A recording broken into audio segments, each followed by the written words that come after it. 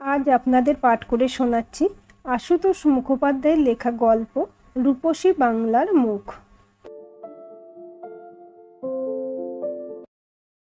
বুঝলাম, পাড়ায় এই সত্যি কথা রাষ্ট্র করার গুরুদায়িত্ব ওদের ভাড়াটে গিন্নি নিয়েছে। আমার হাড় পাঁজরে একটা বোবা কান্না ছড়িয়ে পড়ছিল। মেয়েটাকে আমি কত ভালোবাসি তা যেন এতদিন জানতাম না। কেবল আশা করছি বিনা দোষেও তো অনেকে অনেক সময় বিপাকে পড়ে, এ কি সেরকম কিছু হতে পারে না? রাগে দুঃখে মাথার ঠিক নেই বলেই হাসি হয়তো সহ্য করতে পারে না, কিন্তু সুবিনয়ের সর্বদা অপরাধী মুখ দেখে এ আশাও ফিকে হয়ে আসছিল। পরের একটা বছরে অনেক পরিবর্তন লক্ষ্য করেছি। হাসির মুখে হাসি তো নেই। ওদের সংসারে অনটনের ছায়া স্পষ্ট হয়ে উঠেছে। শুনেছি সুবিনয়ের চাকরি শুধু যায়নি, হাতে শুধু নিজের দেওয়া প্রভিডেন্ট ফান্ডে টাকা কটাই পেয়েছি। এছাড়া 17 বছরের চাকরির পেনশন গ্র্যাচুইটি সবই মার গেছে। মেয়ে আর ছেলে দুটো নামকরা স্কুলে পড়তো, স্কুল বাসে যাতায়াত করতো। ক্লাস প্রমোশন হয়ে যেতে তারা কাছাকাছি এমন স্কুলে ভর্তি হয়েছে যেখানে স্বল্পবিত্তের মানুষও পারতে ছেলে মেয়ে দিতে চায় না। ওই ছেলে মেয়ের মুখের হাসিতেও টান ধরেছে। হাসিকে থলে হাতে ইদানিং কচিত কখনো কাছের বাজারে যেতে বা আসতে দেখি, কিন্তু এ বাড়ির দোতলার দিকে ছেড়ে মুখ তুলে কোনো দিকেই ওকে তাকাতে দেখিনি। শুকনো টান ধরা মুখ। পুজোয় এলো গেল, কিন্তু এবারে ও বিজয়ের প্রণাম করতেও এলো না। ডাকতে ইচ্ছে করে, কিন্তু সংকোচ হয়, ডাকতে পারি না। আমার স্ত্রীও দীর্ঘ নিঃশ্বাস ফেলে। অত হাসি খুশি মেয়েটা কি হয়ে গেল? 1 বছর বাদে সকালে অন্য দিনের মতোই কাজে বসেছিলাম। মুখ তুলে আমি সচকিত। হঠাৎ হাসি দরজার কাছে দাঁড়িয়ে, ভিতরে আসবো মামা বাবু? আমিও গম্ভীর একটু, আয়। কবে আবার জিজ্ঞেস করে এ ঘরে ঢুকেছিস? বস। হাসতে চেষ্টা করলো, এই হাসি কান্নার মতোই। একটা মোড়া টেনে বসলো, বলল, মুখ কেন দেখাতে পারি না জানোই তো? আমি কিছুই জানি না, জানতে চেষ্টাও করি না। বিনা দোষেও অনেকের উপরে অনেক অবিচার হয়, কিন্তু যত দুঃখের ব্যাপারই হোক, তুই আমাকে এই চিনলি? চুপচাপ চেয়ে রইল একটু। আমার সব গুমর ভেঙে গেছে মামা বাবু। দিন আর চলছেই না, তাই না এসে পারলাম না। যা হোক কিছু একটা ব্যবস্থা করতে পারো? হাসির মতো মেয়ের হার না মানা মুখের থেকে হার মানা মুখ দেখলে বেশি কষ্ট হয়। আমি কি করতে পারি না বুঝে জিজ্ঞেস করলাম, কি ব্যবস্থার কথা বলছিস? দেখলাম সহানুভূতি সত্ত্বেও আমার মাথায় যা আসেনি, বিপাকে পড়ে হাসিটা ভাবতে পেরেছে। মাথা নিচু করে সাদা কথাই বলল, আমার বেয়াই বা জামাইকে বলে যদি সুবিনয়ের কোনো কাজের ব্যবস্থা করতে পারি। একবার মুখ তুলে আমার প্রতিক্রিয়া দেখে আবার মাথা নিচু করলো।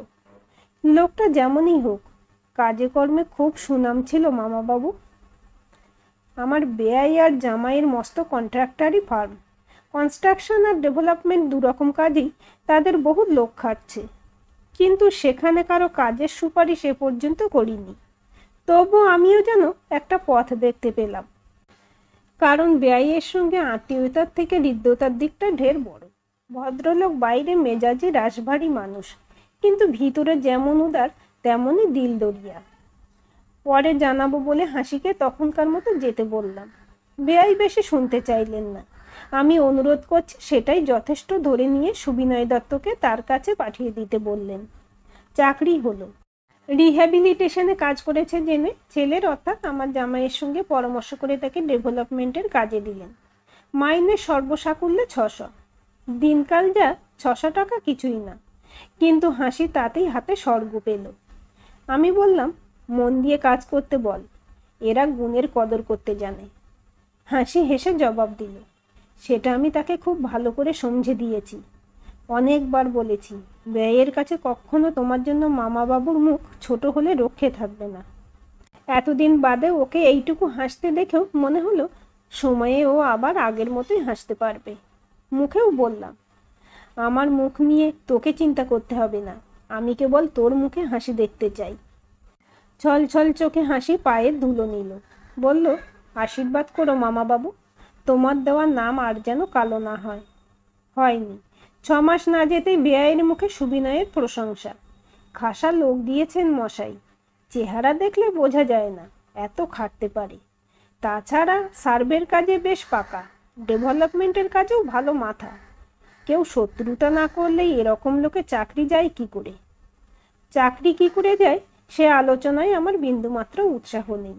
বেআই যে খবরটা নিজে আমাকে বলেননি, হাসি মুখে এসে সে খবর আমাকে হাসি দিল। এই 6 মাস যেতেই সুবিনয়ের মাইনে আরও 100 টাকা বেড়েছে, আর পাকা খাতায় তার নাম উঠেছে। অর্থাৎ এরপর চাকরি শেষে প্রভিডেন্ট ফান্ড গ্র্যাচুইটিও পাবে। পরে 3 বছরের সমাচারে নিরানন্দে ছিটে ফোটাও নেই। হাসির বয়স এখন 36, তার মেয়ে সুমিতার 18। মেয়ের চেহারা মোটামুটি, এ বয়সে তার মা যা ছিল তার ধারে কাছেও নয়। এবারে হায়ার সেকেন্ডারি দেবে। মেয়ের বিয়ের ভাবনাটা আপনার হাসির মাথায় নেই। অনেকদিনই বলেছে লেখাপড়ায় ভালোই, যতটা পড়তে চাই পড়ুক, তারপর বিয়ে। 18 বছরের মেয়ের মুখের হাসির থেকে এখনও 36 বছরের মায়ের হাসি আমার চোখে ঢের বেশি সুন্দর। বছরখানেক হলো সুবিনয়কে বাঁকুড়ায় থাকতে হচ্ছে। বাঁকুড়ার অনেকটা ভিতরে মেজিয়া, সেখানে থার্মাল পাওয়ার স্টেশন হবে। সেই জন্য আশপাশের বিরাট এলাকা জুড়ে মাটি কাটা, জমি ভরাটের কাজ চলছে। এসব জায়গায় নতুন টাউনশিপ গড়ে উঠবে। এই মাটি কাটা আর জমি ভরাটের বিশাল কন্ট্রাক্ট আমার বেআই পেয়েছেন। এই 3 বছরের মধ্যেই নিজের যোগ্যতায় সুবিনয় আরও অনেক ওপরে উঠেছে। তাই গত বছরে তাকে ম্যানেজার অর্থাৎ এ কাজে সর্বসর্বা করে পাঠিয়েছেন। এখন তার মাইনে 1200 টাকার উপরে। 200-র মতো কুলি মজুর কামিন খাটায়। তার অধীনে 2জন সহকারী ম্যানেজার, জনা 2 সার্ভেয়ার, জনা কতক সুপারভাইজার আর ট্রাক ড্রাইভিং ইউনিট কাজ করছে। এরা সকলেই সাইটে টেন্টে থাকে। সুবিনয় গ্রামের ধারে ছোট একটা বাড়ি ভাড়া নিয়েছে, তার একটা আলাদা মর্যাদা। তবে সকলেরই খাওয়া দাওয়ার ব্যবস্থা টেন্ট ক্যান্টিনে। আমার বেআই ভদ্রলোক নিজে ভোজন রসিক। কর্মচারীদের খাওয়া দাওয়ার ব্যাপারেও তার ফার্মের উদারনীতি। বেশ বড় আকারের এক ক্যান্টিন ইউনিটও সেখানে বহাল। কলকাতা থেকে মেজিয়া মোটরে বা জিপে 7 ঘন্টার মতো পথ। বেআই তার নিজস্ব জঙ্গায় জিপের মতোই আকারে বড়, মাসে 2-1 বার সেখানে ইন্সপেকশনে যান। আর ছেলে অর্থাৎ আমার জামাই সেখানে ফার্মের অন্য কাজে ব্যস্ত। তাই ফি সপ্তাহে দেখে শুনে আসার জন্য অন্য ইন্সপেক্টর আর ইঞ্জিনিয়ার পাঠাতে হয়। সুবিনয় 2-3 মাসে 2-1 দিনের জন্য কলকাতায় আসে। কাজের চাপে তার বেশি আসা সম্ভব নয়। তকতকে নীল আকাশ থেকে বজ্রপাত কি সত্যি কখনো হয়? সেদিন বিকেলে বেআইয়ের টেলিফোন পেয়ে অন্তত আমার মনে কোনো রকম আশঙ্কার ছায়াও পড়েনি। চিরাচরিত হাসি ছোঁয়া ভারী গলা বললেন, অনেক দিন বসা হয়নি, সন্ধ্যার দিকে একবার আসুন না, একটা ভালো জিনিস খুলব, তাছাড়া একটু আলোচনাও আছে। এরকম আমন্ত্রণ নতুন কিছু নয়। ভালো জিনিসের লোভ দেখানোর অর্থ বিলেতি বোতল। আনুষঙ্গিক খাওয়া দাওয়ার ব্যবস্থাও ভালোই থাকে। ভদ্রলোকের বড় কোনো কাজের ধকল শেষ হলে এই গোছের আমন্ত্রণ আসে।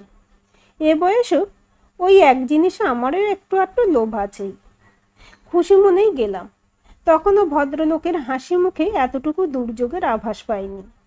সকলে মিলে খানিক গল্পগুজব চলল।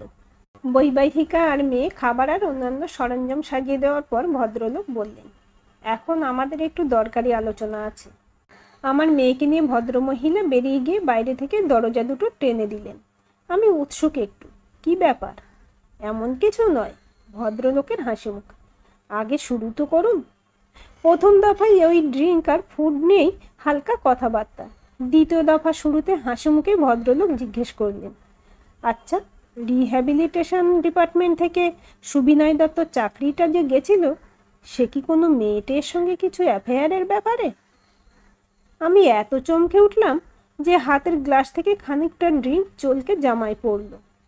ভদ্রলোক অপ্রস্তুত একটু।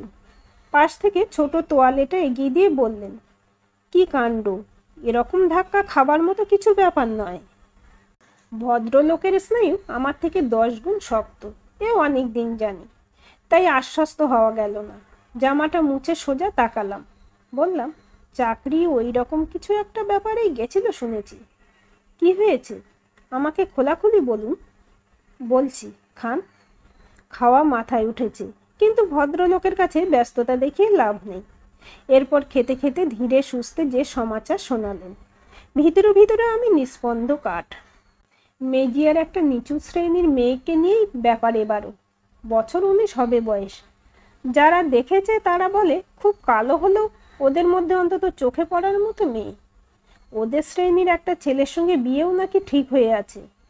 কিন্তু মেয়ের মা মোটা রকম পণ হাঁকতে ছেলেটা 1.5 বছর ধরে টাকা জমানোর চেষ্টায় আছে। এর মধ্যে ওই মেয়েটাকে সুবিনয় টাকা পয়সার টোপ ফেলে বেশ বশ করেছে। ব্যাপারটা এখন ক্রমেই ঘোরালো হয়ে উঠেছে। 3-4 মাস যাবৎ বেয়াই এ নিয়ে কিছু কানাঘুষো শুনছেন, কিন্তু যে লোক কত ভালো কাজ করে তার ব্যক্তিগত ব্যাপার নিয়ে তিনি মাথা ঘামানোর দরকার মনে করেননি। এখন না ঘামিয়ে পারছেন না। ম্যানেজার সুবিনয় দত্তর নামে কয়েকটা বেনামি চিঠি পেয়েছে। তার ধারণা ওর আন্ডারে যেসব লোক সাহস করে মুখে কিছু বলতে পারছে না, হিংসেই হোক বা রাগে হোক, তাদেরই কেউ কেউ এসব চিঠি পাঠাচ্ছে। বেয়াই তাতেও গা করতেন না, কিন্তু এখন লেবারদের মধ্যেও এ নিয়ে অশান্তি দেখা দিচ্ছে। যে ছেলেটার সঙ্গে মেয়েটার বিয়ে হবার কথা, সেই এখন লেবারদের খেপিয়ে তোলার চেষ্টায় আছে। ভালো করে খোঁজ খবর নেবার জন্য বেয়াই এ সপ্তাহে একজন বয়স্ক ইন্সপেক্টরকে পাঠিয়েছিলেন। সেও এসে দুশ্চিন্তার কথাই বলেছে। মেয়েটার নাম দুলালি। সুবিনয় এখন নিজের বাড়িতেই এনে রেখেছে। খাবার সময় সাইটের ক্যান্টিনে সে এখন খেতে পর্যন্ত আসে না। ক্যান্টিন থেকে ওদের দুজনের খাবার তার বাড়িতে পৌঁছে দিয়ে আসতে হয়। এসব এখন অনেকেই বরদাস্ত করতে পারছে না। বক্তব্য শেষ করে ঈষৎ আশ্বাসের সুরে বেয়াই বললেন, সামনের শনিবারে কাউকে কিছু না জানিয়ে ওই ইন্সপেক্টরকে নিয়ে আমি নিজে যাব। লেবার ক্লাসের মধ্যে গন্ডগোলের সম্ভাবনা দেখলে আমাকে স্টেপ নিতেই হবে। তা না হলে আমার কোনো মাথা ব্যথা নেই। আমার ইচ্ছে শনিবার আপনিও আমার সঙ্গে চলুন। মাথায় আগুন জ্বলছে, ব্লাড প্রেশারও চড়ে গেছে বোধহয়। বললাম, আমার যাবার দরকার নেই, আপনি সিভিয়ার স্টেপ নিন। ওঠার আগে ভদ্রলোক বারবার বললেন, আপনার আজকের আনন্দটাই মাটি করে দিলাম দেখছি। বাড়ি ফিরে স্ত্রীকে একটি কথাও বললাম না। ভিতরে অশান্তির ঝড়। আবার মেয়ে আর ছেলে দুটো শুকনো মুখ চোখে ভাসছে, হাসির কালো মুখ চোখে ভাসছে। এমন অশান্তিতে জীবনে কখনো পড়িনি। রাতে ঘুম হলোই না। হাসি আর ওর মেয়ে আর ছেলে দুটোর কথা ভেবে আমার মনের জোর কমে গেছে। সকালে উঠে ফোনে বেয়াইকে জানালাম শনিবারে আমি তার সঙ্গে মেজিয়ায় যাচ্ছি। মনের তলায় ক্ষীণ আশা, ওই সুবিনয়কে শায়েস্তা করার জন্য পায়ের থেকে জুতো খুলে মেরেও যদি ওর চাকরিটা বজায় রাখার সুযোগ মেলে তো তাই করব। তবু চাই না এত বড় অশান্তির খবর হাসি বা তার সংসারের কেউ জানুক। গরমকাল। সকাল 6টায় রওনা হয়ে 12:30টায় বেয়াইয়ের সঙ্গে তার জঙ্গায় চেপে মেজিয়ায় পৌঁছেছি। সঙ্গে সেই বয়স্ক ইন্সপেক্টর আর আরও একজন লোক। খুব সকালে বেরোনোর ফলে এরই মধ্যে দুর্গাপুরে সকলে দুপুরের খাওয়া সেরে নিতে পেরেছি। মেজিয়ায় পৌঁছে আর সাইটে এসে বেয়াইকেও হতভম্ব দেখলাম একটু। সেখানে সুবিনয় নেই। ভয়ে ভয়ে একজন কর্মচারী জানালো সে তার বাড়িতেও নেই। সকাল থেকেই বাড়ি তালা বন্ধ। আরও খোঁজ নিতে জানা গেল গত রাত পর্যন্ত সেই মেয়েটা অর্থাৎ দুলালিও তার বাড়িতে ছিল। সকালের মধ্যে দুজনেই কোথায় উধাও হয়ে গেছে। মেজিয়া থেকে হামেশাই কেউ না কেউ কলকাতার অফিসে যাতায়াত করে। গত কদিনেও তার ব্যতিক্রম হয়নি। সাহেব আজ আসছে, আর কি জন্য আসছে সে খবর সুবিনয় কোনোভাবে জেনেছে, সেটা স্পষ্টই বোঝা গেল।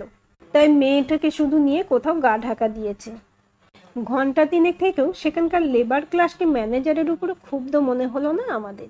যার সঙ্গে দুলালির বিয়ে হবার কথা সে এখানকার শ্রমিকদের কেউ নয়, কাজেই তার দেখা পায়নি। কিন্তু এখানকার শ্রমিকদের সে খেপিয়ে তুলেছে এমন আভাসও পেলাম না। ম্যানেজারের উপর ভদ্রলোক কর্মচারীরাই কেবল বিরূপ। ব্যাপারটা সম্ভবত তারাই বরদাস্ত করতে রাজি নয়। সাহস পেয়ে তারা অনেকেই বলেছে ম্যানেজার সুবিনয় দত্তকে এখান থেকে না সরালে তাদের মান থাকে না। ফেরার সময় দুটি ছেলে কলকাতায় ফিরবে বলে আমাদের জঙ্গায় উঠেছে। সামনে ড্রাইভারের পাশে আমি আর বেয়াই। বেয়াইয়ের মুখ এখন থমথমে। চাপার আগে বললেন, আমি আসছি জেনে এভাবে পালানোর জন্যই তাকে স্যাক করব। আমি নির্বাক, সামান্য মাথা নেড়ে সায় দিলাম। তাই করা উচিত। নিজের মেয়ের বয়সী একটা মেয়েকে নিয়ে এই কুৎসিত ব্যাপার সহ্য করব কি করে? ভয়ে পালিয়েছে, সে অপরাধ আমি অত বড় করে দেখছি না। হঠাৎ সচকিত আমরা। পিছনে ছেলে দুটোর একজন বলে উঠল, ওই দুলালির মা দাঁড়িয়ে। মালিকের ইশারায় ড্রাইভার গাড়ির ব্রেক কষল। জংলা রাস্তার ধারে 25-30 গজের মধ্যে বিবন্ন খাটো শাড়ি পরা এক রমণী দাঁড়িয়ে, হাড়ের উপর কালো চামড়া মোড়া, চোখ দুটো গর্তে, চোয়ালের দুদিকে হাড় উঁচিয়ে আছে, রুক্ষ চুলগুলো তেল জলের মুখ দেখে না। আমাদের দিকে না, ঠিক আমাদের দিকে নয়, সে মালিক চেনে মনে হলো। ব্যয়ের দিকে এমন চেয়ে আছে যেন চোখের আগুনই তাকে ভস্ম করে ফেলবে। চোখ দুটো সত্যি জ্বলছে। এমন ক্রুদ্ধ হিংস্র ভয়ঙ্কর মূর্তি জীবনে দেখেছে কিনা জানি না। পারলে সে গাড়িটার উপরে ঝাঁপিয়ে পড়ে। তবু যে লোকের জন্য তার মেয়ের এত বড় সর্বনাশ হয়ে গেছে, সেই লোকের মনিবের উপর এই রাগ অস্বাভাবিক মনে হলো না। সামনে এসে বেয়াই নামলেন। ভয়ে ভয়ে পিছনে আমিও। নিকষ কালো এই অগ্নিমূর্তির মেয়ে লোকটা দিশেহারা রাগে ভদ্রলোকের উপর ঝাঁপিয়ে পড়তে পারে। তার সামনে এসে ভারী অথচ সদয় গলায় বেয়াই জিজ্ঞেস করলেন, তুমি দুলালির? তক্ষুনি জবাব না দিয়ে মেয়ে লোকটা জ্বলন্ত চোখে আমাদের দুজনকেই আর এক দফা ভস্ম করে নিল। তারপর হিসিসে গলায় তরল আগুনে ঝাঁপটা মারল। কেনে? মোর পরিচয়ে তোমাদের কি দরকার বয়টে? ঠান্ডা গলায় বেয়াই বললেন, দরকার কিছু নেই। আমরাও ওই ম্যানেজারের বীর করতেই এসেছিলাম, কিন্তু দেখা পেলাম না। আপাতত পালিয়েছে। সঙ্গে তোমার মেয়েও। ম্যানেজারের ব্যবস্থা হবে, কিন্তু তোমার মেয়েকে একটু সামলে রাখা উচিত ছিল। সঙ্গে সঙ্গে শুকনো বারুদে আগুন ধরানো সম্পূর্ণ হলো। হাত মুখ নেড়ে চেড়ে চারব না হয়ে ফেটে পড়ল, তোমরা ওই ম্যানেজারের বিচার করবে? তাকে শাস্তি দিকে? কেনে? তোমাদের এত হিংসা বটে? কেন শিকারীর মতো তোমরা ওই ভালো মানুষ ম্যানেজারকে খুঁজতে লেগেছ? আমার মেয়েটা একটু ভালো খেতে পেলে, পরার ভালো কখানি শাড়ি পেলে, কানে হাতে পায়ে রূপার গয়না পেলে, মুইও একটু সুখের মুখ দেখতে পেলাম। তোমাদের তা সহ্য হলে না কেনে? তোমরা এত নিষ্ঠুর কেনে? কেনে কেনে কেনে? আমরা দুজনেই স্তব্ধ, নির্বাক, বিমূঢ়। জঙ্গা ছুটছে। আমরা আবার পাশাপাশি বসে। অনেকক্ষণ বাদে বেয়াই মুখ খুললেন। তার ঠোঁটে হাসির আঁচড়। ভারী গলা যতটা সম্ভব মৃদু করে বললেন, কে কাকে ফাঁদে ফেলেছে মশাই? এরপর বিচারটা কিরকম হবে? বিড়বিড় করে জবাব দিলাম, জানি না। জঙ্গা ছুটছে। আমার চোখের সামনে হাসির মুখ, তার মেয়ে সুমিতার মুখ, তার ভাই দুটো মুখ ভাসছে। রাস্তার দুদিকে আর কাছে দূরে শাল, পিয়াশাল, জিয়াল, পলাশ, মহুয়া, বহেরার গাছ। সামনে তকতকে নীল আকাশ। সব কিছু ছাপিয়ে চোখের সামনে বড় হয়ে উঠছে নিকষ কালো এক রমণীর ক্রুদ্ধ, ক্ষিপ্ত, জ্বলন্ত, ক্ষুধার্ত মুখ। আজকের গল্পটি আপনাদের কেমন লাগলো কমেন্ট করে জানাবেন। ভালো লাগলে লাইক, শেয়ার, সাবস্ক্রাইব করবেন এবং নতুন ভিডিও আপডেট পেতে বেল আইকনটি ক্লিক করে রাখুন।